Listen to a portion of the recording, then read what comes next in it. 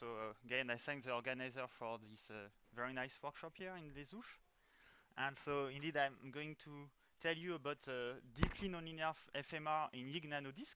And you'll see that we use the MRFM to probe spin wave instabilities in this regime. So first, I'd like to stress that this work has been mainly made by my former postdoc, Yili, until last year. And I also would like to point out that actually we studied samples that were first characterized by Christian Hahn, who did his PhD with Olivier and me 3 years ago. And he also did some very initial experiment on this deeply nonlinear FMR, and this is thanks to this initial experiment that we gain confidence that we can do interesting things in this regime. So first, we all know here that the Landau-Lifshitz equation is highly nonlinear in a ferromagnet due to the fact that the effective field depends on the magnetization. So if you start to excite magnetization precession, that term might change, and therefore you see, for instance, there is a frequency shift of the ferromagnetic resonance.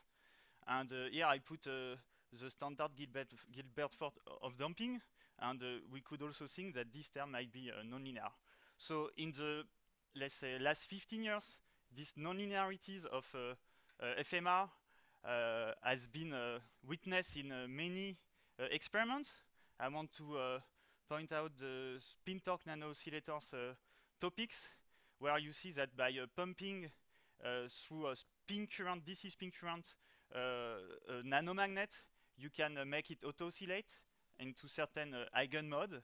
And when you change the current, basically you change the limit cycle at which your magnets can oscillate, and you have a nonlinear frequency shift that actually originates from this equation here. And these spin torque nano oscillators are a very nice platform to study nonlinear dynamical system. For instance, if you put two of them in mutual interaction through spin wave or dipolar coupling or even RF current, they could mutually synchronize. And this is these synchronization properties are also related to these highly nonlinear properties. There are also nonlinearities play an important role, for instance, in vortex core reversal. So using a microwave pulse, you can reverse dynamically the core of a vortex core. This was shown about 10 years ago. And you can also nucleate solitons like spin wave bullet or droplet that are not eigenmodes of the systems, but that are modes that can be formed thanks to the nonlinear. Somehow, like when you pump very hard, there is a self-digging of the potential where you can form a nonlinear spin wave mode. So all this is very interesting, but actually, if you go back to the very early nonlinear FMR, most of us here were not born when the first theoretical prediction and experiments were carried out. So basically, the idea is that if you just take magnetization in a ferromagnet and you use a microwave field to excite FMR, you will induce a cone angle and a precession.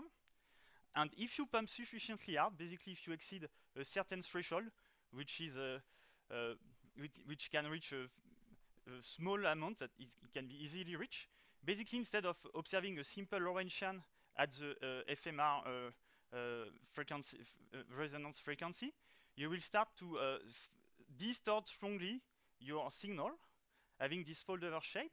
And the reason of this is simply that your frequency, you see, depends not only on the bias field, but also on the internal field of the sample. And when you increase the angle of precession, the longitudinal components decrease. Therefore, the demagnetization field decrease, which will increase the resonance frequency. Or if you work at constant frequency, you will decrease the resonance field. So basically, if you start to excite your FMR at very large power, and you go through the resonance, you will pull your resonance field to lower and lower values until eventually it breaks down, and you have an hysteretic behavior. If you come back, you will jump back on that branch. This dashed branch here is not stable in that experiment. And so again, it was predicted and observed sometime, 60 years ago, but the observation actually were not so clear. In principle, this bistable regime was not so clearly observed. So can we observe a large angle FMR-driven dynamics? So in principle, there are theories. If you consider highly symmetric case, for instance, with azimuthal symmetry, and you pump with a linearly, circularly polarized microwave, you can solve rigorously the Landau-Lifshitz-Gilbert equation and show that large angle magnetization precession, coherent precession of the magnetization vector, can be achieved and is stable. So of course, to do that, you need to pump, in principle, rather large, and you should also use sample with low damping, otherwise you cannot reach this large angle precession state. But a more important obstacle is that, in principle, it's known for a long time also, like the same 60 years, that if you start to increase the angle of the precession, of the uniform precession, very quickly, you will couple to other spin wave modes through nonlinear process. So these are the so-called Soule instabilities. So here I show the picture of the second order Soule instability, where two uniform magnons scattered through a nonlinear process to give degenerate magnons at a finite wave vector.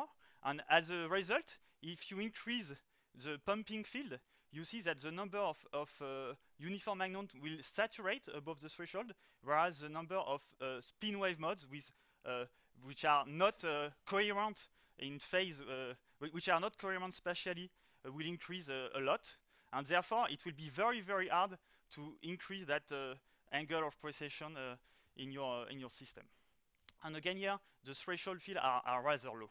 Actually, it's similar as the fold-over threshold field. So as soon as you go in this fold-over regime where it becomes hysteretic, you have also that process that starts, and basically you can the systems become very complicated, and it doesn't stay a macro spin. So that's a prime.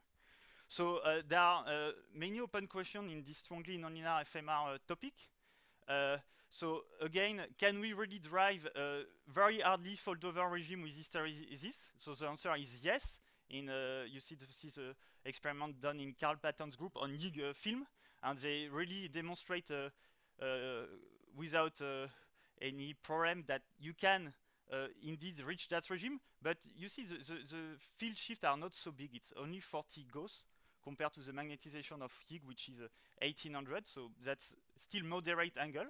And as I said, there are some theoretical predictions that you can stabilize large angle magnetization dynamics in nanomagnet in principle if you do it well eventually. And there is also some we also know that if you pump very hard your FMR, in principle you should be able to fully saturate it.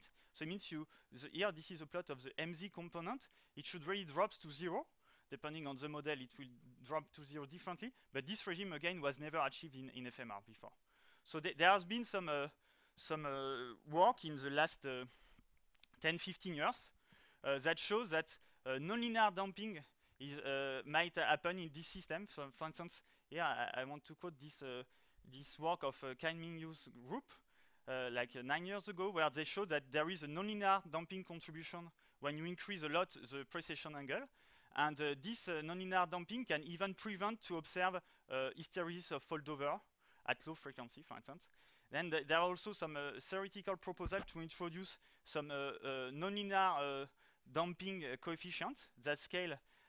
So you just expand this Gilbert damping, where this normalized parameter is proportional to the speed square of the magnetization vector. And it was shown that this is important to take into account such an effect, for instance, to interpret spin torque oscillators experiment. And then also there is another thing is when you go to nanostructures, instead of having continuous dispersion relation on the Magnon manifold, you get to quantized mode, and because you get quantized mode, actually all these Soule instabilities should disappear. So but not exactly quite. So there are also some predictions that, for instance, if you start to pump the uniform mode here, and you will shift the resonance frequency of this uniform mode, and if there is a second mode here, eventually you can channel energy from uniform mode to a quantized spin wave mode, but this was never observed experimentally.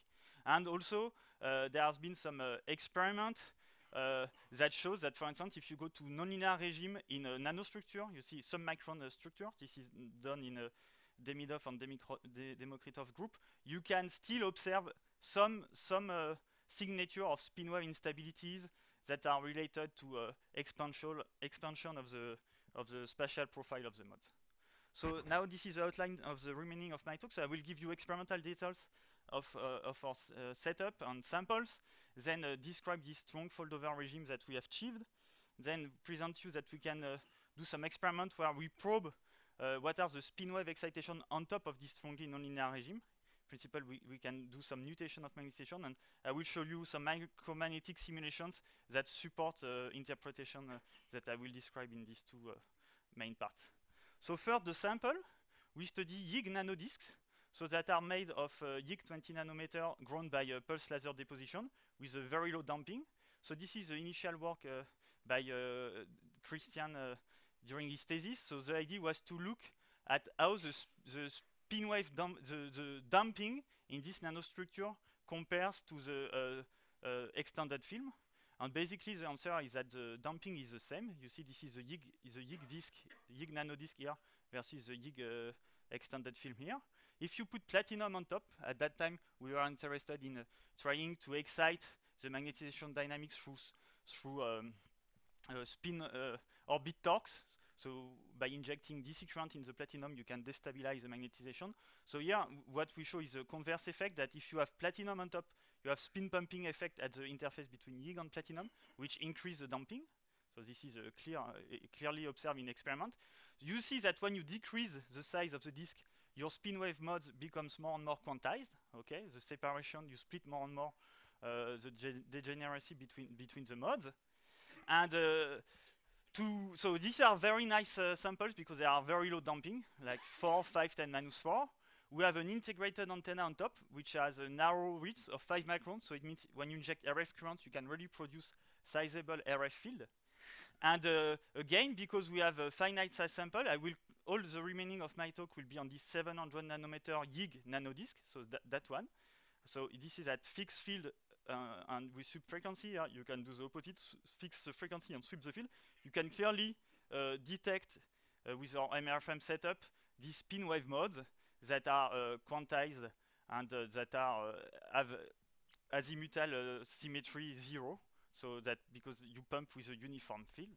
So now we want to look at the same sample but in the nonlinear regime. So this is achieved at very, very low power. You see it's minus 30 dBm injected in the antenna. And now I want to increase that power. But first let me remind you how we detect the dynamics in this submicron sample. So we use a magnetic resonance force microscope operating at room temperature. So we use a commercial biolaser cantilever with a millinewton per meter range spin constant, cantilever frequency in the 10 kilohertz range. We operate under vacuum at room temperature, and we have a detectivity of a little less femtonewton per root hertz. So the originality is that we attach a 700 nanometer iron sphere. Actually, it's not pure iron with 3% silicon, so it's amorph iron, but with large magnetization. And actually, I want to point out that we have this sample. So actually, Olivier prepared that tip, like I think this was in 2007, and we're still using the same tip today. So it's really works well. So you see, one key thing is that these are very soft cantilevers. So if you scratch your cantilever on the surface, nothing bad will happen. And you see also the particle is not exactly at the apex. So it's protected, kind of. If you the apex maybe has been a little bit destroyed, but the particle is still, and it's perfectly stable. Maybe the cantilever frequency change a little bit depending on when you introduce air and force on back, but that's really marginal. So then we position this magnetic particle just on top of our YIG sample. And I want to point out that in our experiment, we have a rather large separation between the particle, this nanosphere, and the YIG sample. So typically, both the sphere and the disk have 700 nanometer diameter. And the separation, you see, it's really between 1 and 2 micron, typically 1.5 micron, because we don't want to have too much feedback of the cantilever on that YIG. And because this YIG has very narrow line widths, you see, just the thermal vibration of your cantilever will induce some sizable field modulation that can be detrimental to the good measurement. So in principle, I'd like to say that measuring through that technique very narrow line width material is not such an easy task, actually. You really have to go far, and then you have to average a little bit more. And basically, in our standard excitation scheme, we pulse on and off the microwave, and then we modulate the longitudinal component of magnetization at resonance, which is our signal. So first, so now I'm focusing on the main resonance of that YIG, so the most uniform mode. And you see when these are experiments, so when you increase the power from here minus 41 dBm to minus 29, you clearly see that the signal increase, meaning that precession angle increase, but also shift at lower field, okay? And if you would compare to what's happening, actually, these are some simple macrospin simulation, not simulation, just macrospin calculation by inputting the known parameters of the experiment. It's reproduced rather well the behavior. And what you notice is because we pulse on and off the microwave, you don't have access to this branch, because as soon as we start to pass this field here, because we pulse off and then on again, when you pulse on again, you stay on the lower branch. So you don't have access to that branch, okay? So you access only to this critical field, which we call H up. Actually, it's not completely unuseful, because it turns out that the field at which this jump happened is actually independent of line width or frequency. You see, it only depends on the strength of the microwave field you are applying and the magnetization of your sample. So it's a good way to calibrate your microwave field. And we do that at many, many frequencies, from 1 gigahertz to 20 gigahertz. And indeed, this scales linearly with the power 1/3 or microwave field 2/3. And this allows us to extract a sensitivity exactly in the same way as was done in these references here. And you can see that we have a rather good conversion factor. So if you apply 1 milliwatt 0 dBm, we have 10 Ørsted microwave field, even at 20 gigahertz. So it means at the maximum power we could apply, but we never go to there. We could really reach a really large amplitude, even at 20 gigahertz. So then now I move to the, so because pulsing the microwave is detrimental because you cannot access to this higher branch of the foldover curve, now we will use continuous wave microwave excitation. So for that, we will, instead of looking at the amplitude of the cantilever, which was modulated by the signal before, now we will monitor the cantilever frequency as a function of field. So first, let me show you what's happening when we don't apply any microwave to the system, and we sweep the field from a large field, almost 1 Tesla, to 0 field. So we have this behavior, so the cantilever increase. And what's happening is that at very large field, both our probe and YIG disk are fully magnetized out of plane, okay? And then when you cross this 6.5 kilogauss point, actually the probe, which is a perfect sphere, has a saturation field which is 4 pi m divided by 3 due to demagnetizing field. And it starts to demagnetize a little bit, and it's linear, you see. And then below 2 kilogauss, our YIG disk is also starting to demagnetize. And then you have this little different shape. So actually we can fit, and we can get perfect fitting of this kind of curve, and it allows us to extract the distance between the tip and the YIG. And for this typical change of around 100 Hertz, the distance is 1.4, 1.5 micron again. So now we turn on the microwave. So we repeat exactly the same experiment with the microwave on. So it's at 18.5 gigahertz, 8 dBm, so very big. And what you see is that in that region here, something is happening. And actually what's happening is just that you start to excite strongly the magnetization of YIG, okay? So because it's decreased, the force between the cantilever and your disk decrease, and the cantilever frequency increase, okay? So another way to look at it, you can image your disk while you are applying microwave, okay? So because we are far again, the spatial resolution of our image is very poor. You see, it's we have a 700 nanometer disk, but we see it as a big black dot of 2 micron. But what I want to show you is what's happening to that image when we go through this nonlinear resonance. So basically, you see that the contrast fade off just because we completely reduce the MZ component, so there is no more coupling between our force and cantilever. And when you jump and come back, okay, the sample is back here. So we have, in that experiment, using microwave pumping, we can almost completely suppress the longitudinal component of the sample. So now if I would compare again the linear regime, so where we have this spin wave mode at minus 30 dBm here, and so we go to 12 dBm, you can really see that we have this huge fold over, so huge shift, which is almost 2 kilogauss, which is actually the magnetization of the Higgs. And when you jump down, here you can catch up, you have these two critical fields, and we can really, so I think this is clearly the largest fold over reported in literature is this graph here. So now we repeat the same experiment as a function of frequency, from high to low frequency, and for each frequency we do that for many powers. So we see how this fold over develops when you increase the power, and this is summarized here. So for low frequency to high frequency, we plot the evolution of that down jump when the fold over is destabilized, and of the up jump.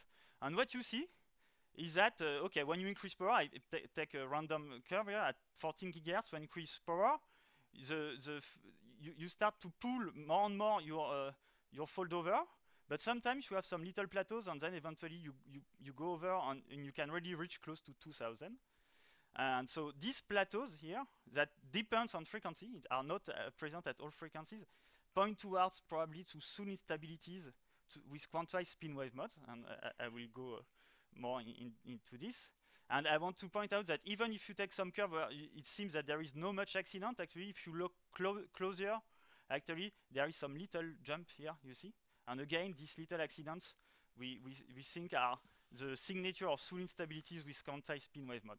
So I want to point out that again, if you really boost the power, so here at 18.5, you see that when you increase power at the beginning, the reduction of field of resonance scales linearly with power, which is expected actually. But then you see that there is a kind of saturation. So here it becomes very hard to pull further the fold over until some threshold is passed, and you can continue. And you see when you apply 10 milliwatt, we really reach a saturation, and then if you go further, you cannot do anything more, just because we are hitting the saturation of FMR. So basically, we just, once the MZ component has vanished, you have no more torque that you can supply with your microwave field, and that's it. And so if it would be macro spin, it will correspond to full in plane rotation of the magnetization vector. Yes. Okay, we'll go to that. So another way to interpret this kind of curve, you see, is you can say, okay, exactly. So you say let's assume it's a coherent motion. Okay, then I can apply the macro spin analytic formula, and I know that just at the fold over threshold, when I will jump, actually the cosine of the precession angle is just given by this shift in the resonance field. And then if I set that in LLG, it just allows to, you know what is the microwave power you use, what frequency, you know this theta max, so you could extract some effective damping, okay? And if you plot this effective damping versus this fold over field, which is a measure of the angle of precession, you will see that instead of having a constant damping actually, which is at 4.5 10 minus 4, you see that this damping increase. And in this damping increase, you have basically two components, one quadratic increase. And you see very interestingly, this quadratic increase depends strongly on frequency. It's much larger at lower frequency than at higher frequency. But you have also some steps that is reminiscent from this kind of steps that you are here. So basically, this we can ascribe to kind of some resonant nonlinear damping. It means that for particular frequencies, the system is so that some modes, so your uniform mode can couple to some higher order spin wave modes and gets energy channel so that you have some like increase of the, decrease of the relaxation time, or increase of the, so the damping coefficient is definitely not a good parameter, just to show, because it's not Gilbert at all anymore, okay? I want to point out that this nonlinear resonant damping was also measured in a spin torque oscillator using spin torque FMR, so this is a plot taken from a Krivorotov paper, and with some collaboration with Andrei Slavin, where they interpret this with exactly this kind of crossing. Okay, so we have some similar signature, but on top we have, you see, this also this more quadratic increase, which it doesn't look with accident, so which is sort of like non-resonant plus resonant increase of the damping. So now that we can we know we can excite very large magnetization dynamics, we would like to look at what is the stability of this highly coherent precession. Okay, so for that we are going to combine this continuous microwave that I've been using so far to maintain the large amplitude coherent precession, and we will add a pulse modulated at small amplitude to excite any spin wave that can be on top of this motion.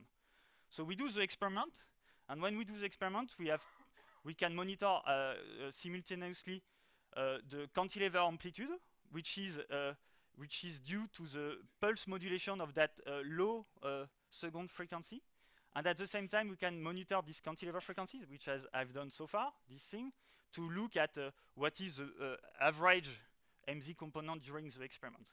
And what you see is that in the field range where we know that we have this fold over on this strongly nonlinear precession, we observe some spin wave modes, symmetrical spin waves. Here this is a cut at fixed field versus frequency. So you have like side bands that are symmetrically separated from the main pumping frequency, which is at 10.5 gigahertz, high power, okay?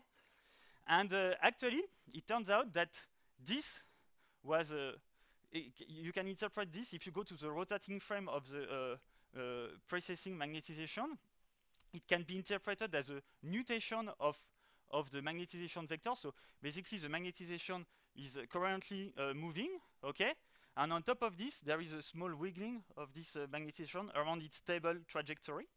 And this nutation frequency was actually derived by, in this paper, by Bertotti and Serpico and another guy who I never remember the name, Andrei Mergovitz. Okay, and you see, if we introduce the steady state condition that we can measure theta, we know what is the RF field, what is the frequency.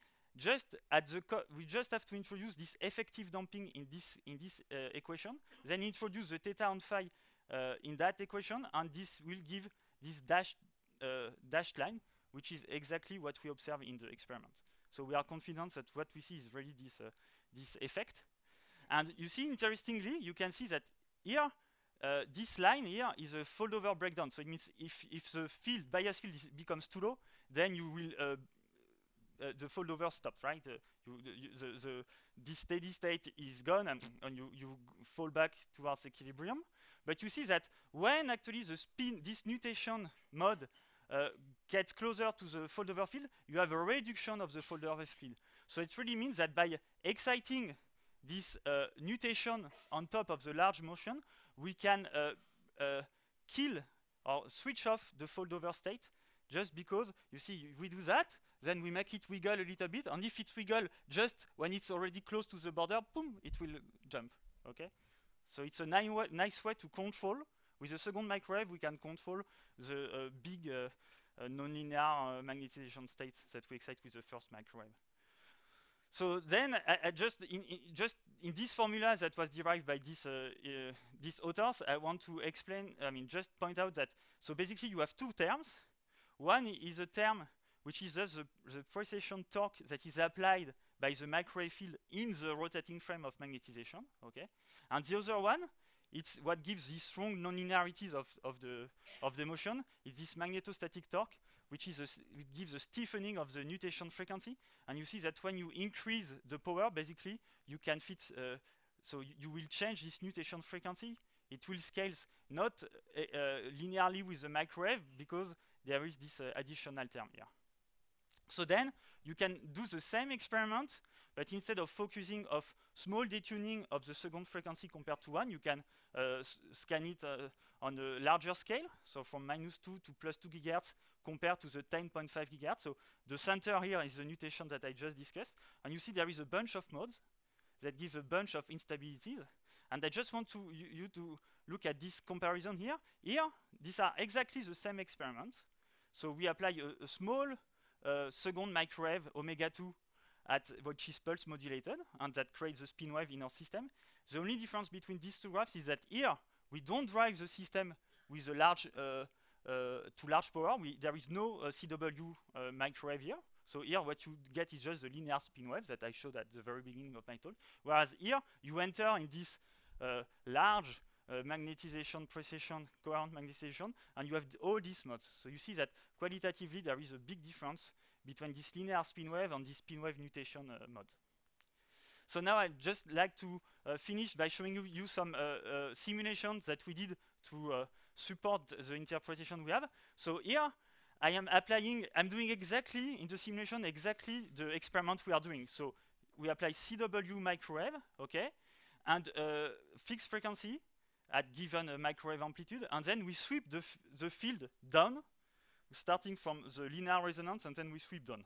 And when we sweep down, of course, in the simulation, what is nice is that you can get access to the MZ spatial profile in your disk.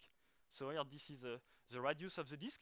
And we can also average this MZ and plot it versus the bias field. And when you decrease the bias field, you get in the fold-over curve. So this is your fold-over curve here. Basically, until something a little bit strange happening, and you see that you start to get some plateau here.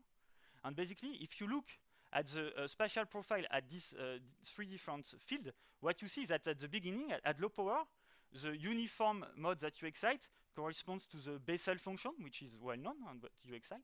Then when you start to increase more and more the amplitude, this uniform modes start to spread out, to spatially extend, to try to occupy the full disk. So here it's almost macro spin, you see.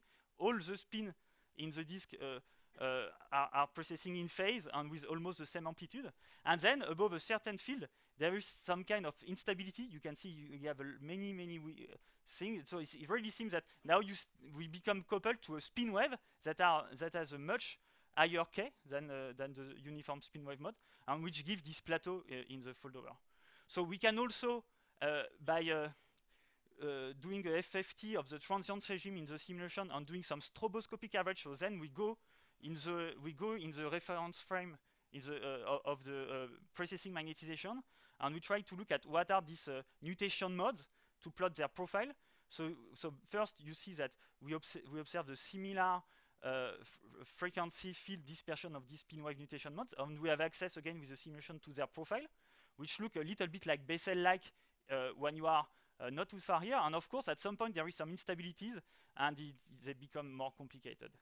And finally, this is my last slide. I want to show you that what's happening at this instability. You see, so at low bias, at large bias field, so you are not at very large angle yet. So it's almost macro spin, and if you inject it in your simulation code, that profile, it will be stable for the simulation time. But then at the instability field, basically you start to inject so basically we take the final state we obtain at a field, then we decrease a little bit the field and inject this final state in the next field. And what you see is that this final state will be completely unstable. And we run the simulation for 1 microsecond and you don't reach any equilibrium. So we really have some kind of spin wave turbulence or chaos in a nanostructure. And so finally, my summary is the following. So we studied strongly nonlinear FMR in a Higgs nanostructure. So I showed you that we can excite quite coherent magnetization precession up to very large cone angles. And in particular, we achieved the saturation of FMR, which I think is the first time. We observed these resonant instabilities towards quantized spin wave mode, and also some nonlinear damping. And we have observed the spin wave excitation on top of this strongly nonlinear steady state that corresponds to nutations of the magnetization vector. Thank you.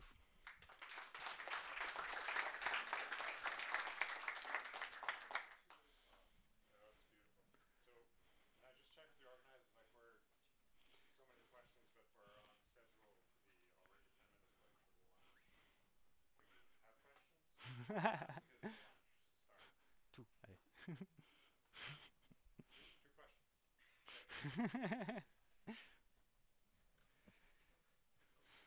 Greg.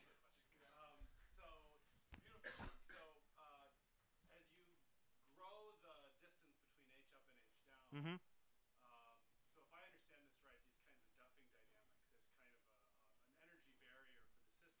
Yeah, yeah, exactly.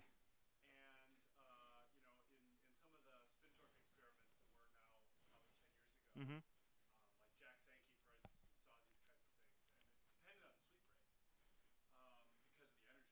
Mm-hmm. Mm.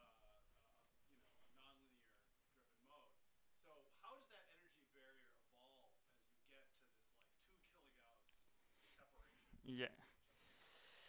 So actually, the way it evolves is a little bit complicated. Actually, it turns out that this edge up, you see, if I plot the edge down and the edge up, maybe, in the plot where I showed all the frequency, you see edge up is not plot to the same. We stop a little bit earlier because we achieve it during the pulse modulation because it's much more sensitive. And but we also did a continuous wave. You know, this is the. Let me see this. Uh, Actually, I'm going to show you. Look. So here you can clearly see where is this edge up. Actually, it turns out that this is at 12 dBm, but if you look at 11, 10, and lower, actually the edge up already made also some jump. It kind some jump. So if I would continue, this edge up will actually, at some point, it could catch up the edge down actually. And we see that at low frequency. And this was also observed in Kamin Hu experiment, is that at low frequency, because the nonlinear damping is more important, basically the difference between edge up and edge down is decreasing. And when you're increasing the microwave power, this nonlinear damping is more important. And so basically, this you have a reduction between these two edge up and edge down. So I have even maybe some data to show you. I think at 1.5 gigahertz, I have some data of this effect. Okay, just to, yeah. So you see, this is at the beginning it's really a big difference, and then edge up do also some step, and eventually you don't measure anymore fold over at very large power. And yeah. Yeah, yeah. It's so at 10 milliwatts, it's 1.5 Kelvin, so it's very small. So what we do is that we apply a first microwave at very small power, where we detect the linear spin wave, okay, and then we apply a second microwave at very large power, which is not resonant, and we see how this shift. And this is, and you know that Higgs magnetization is 4 Gauss per Kelvin, and we measure maximum shift of 6 Gauss, so it's 1.5 Kelvin. Yeah, but it's very, you see, it's, so first, okay, the power, okay, first we are at room temperature, the power is not so big, it's 10 milliwatt, okay, 10 dBm, it's not a kilowatt, and you know, all this early fold over, it's with kilowatt. Yeah, it's 10 Ørsted, but first it's an insulator, it's on GGG, it's very well thermalized, we have this very thick gold, it's, no, the GGG is very good. It's very good. You know, you have, okay, we can have this discussion, but even in this DC pump spin current, we have a very small, okay, it's very small. It's this experiment. It's a short comment.